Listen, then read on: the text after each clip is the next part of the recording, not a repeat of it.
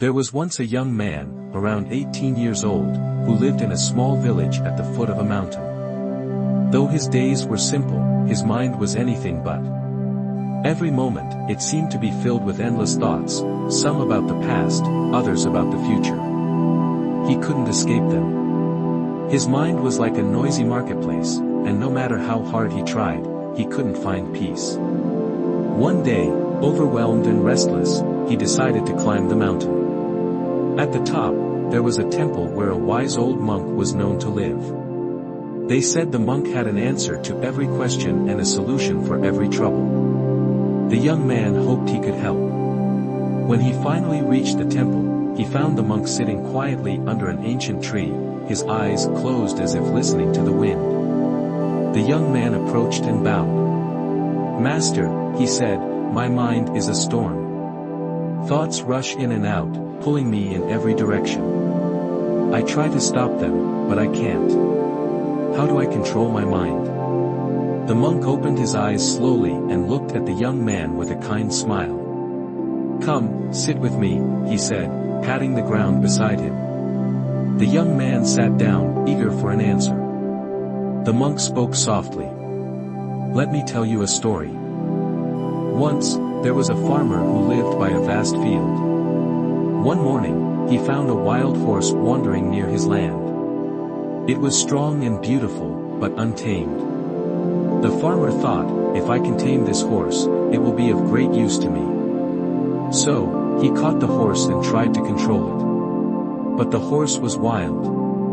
It bucked, it ran, it pulled, dragging the farmer along with it.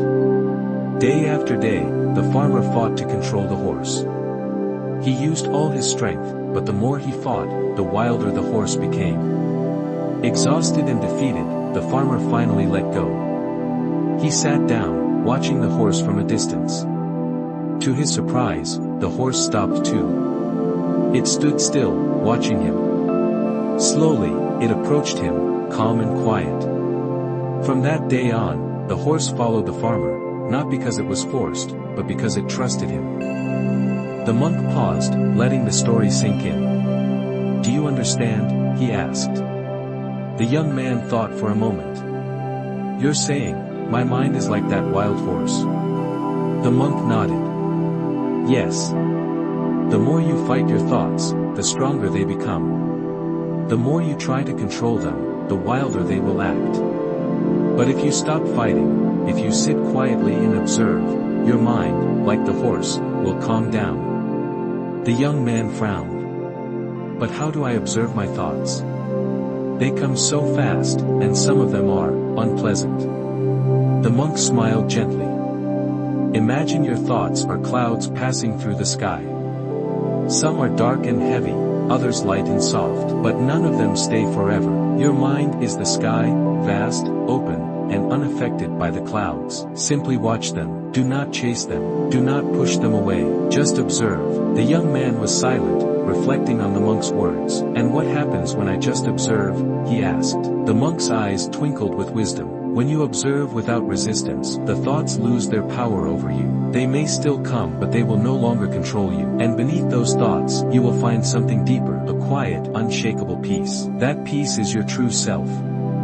The young man felt a calmness begin to settle in his heart. He looked at the monk with gratitude. "Thank you, master. I think I understand now." The monk placed a hand on his shoulder. "Remember, my child, you are not your thoughts. You are the observer, the awareness behind them. And when you remember that, no thought can ever control you." As the sun began to set behind the mountains, the young man stood and bowed deeply.